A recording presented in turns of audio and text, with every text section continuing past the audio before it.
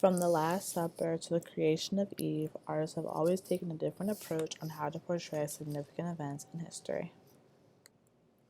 In this presentation, I'll be comparing two works of art.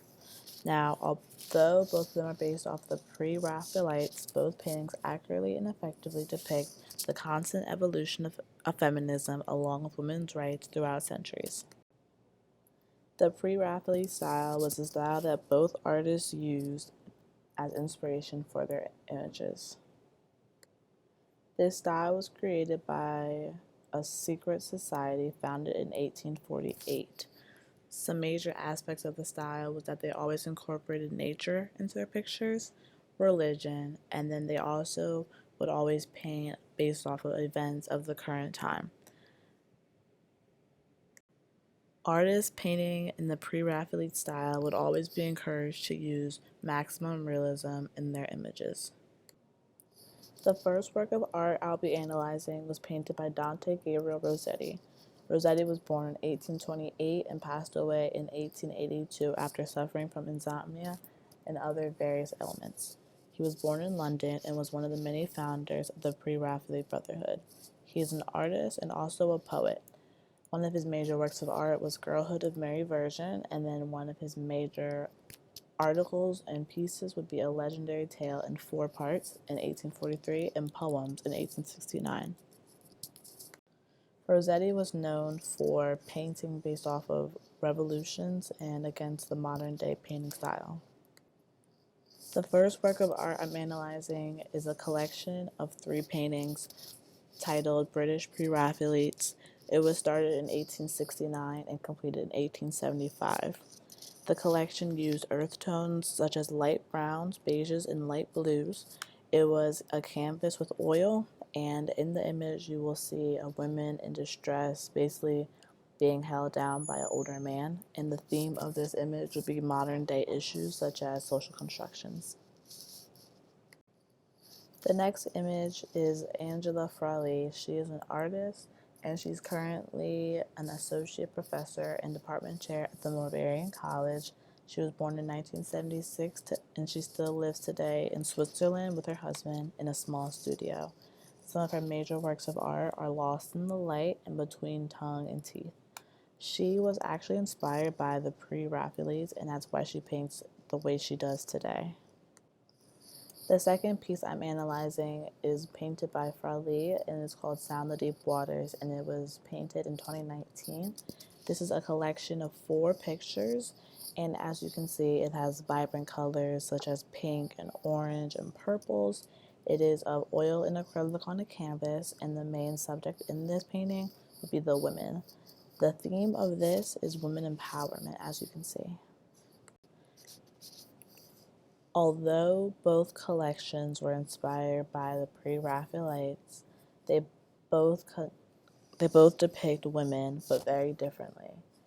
In Rossetti's image, you can see that the women are fully dressed in long drapes covering the majority of their skin, and they are performing chores, which was custom to the 1800s. But in Frawley's picture, you can see that the women are embracing their bodies more. The lady in the back is actually partially naked, and the 2 women are following their own rules. They're living their own lives, and they're actually surrounded by just colors and brightness. The collections are both similar because of their inspiration. As I said, they are both inspired by the pre-Raphaelite style. They were also both inspired by the current issues of their time period. They were also both inspired to use women as one of the main subjects. In Frawley's picture, you can barely see the woman, but she is vibrant, she's bright, she's happy. There's also another one in the back. Then in Rossetti's image, there's a woman being restrained. These are both very important issues of the current time period. Another comparison would be the appearance of the images. Now, Frawley used vibrant colors, as I said earlier, and she would also draw women of different races. There's a Caucasian woman, there's an African American woman, there's long hair women, there's short hair women. Frawley really didn't discriminate when it came to her paintings. Rossetti, on the other hand, he would draw with nude colors. He used light browns, he used beiges, and he would also only draw Caucasian women with long, silky hair. The two art collections vary because of the development in history and society. In the first one, the collection differed because of the evolution of women's rights throughout history. Rossetti is shows his women being abused by a man, which was custom to the 1800s, whereas Frawley shows women living in their own utopia, which is custom to the 21st century, where there's a lot of single parents, there's a lot of women just living their own lives, they don't follow men's rules. Also, the collections differ due to the difference in social constructions in the 1800s compared to those of today's age. In Rossetti's collections, women are seen fully clothed with minimal skin, which was seen as modest in the 1800s. During that time, society had different expectations for how women should present themselves than they do in this age, where people usually have like tank tops on and shorts, and they're just freeing their bodies. Social constructions played a part in Fraley's collection because in her paintings, women were seen in their bare and raw form, which is custom to the 21st century, where women embrace their bodies and are not told how to dress in order to please society. Despite the fact that both collections were inspired by the Pre-Raphaelites, the artists both took different paths to demonstrate their views on the progression of feminism and women's rights over the years.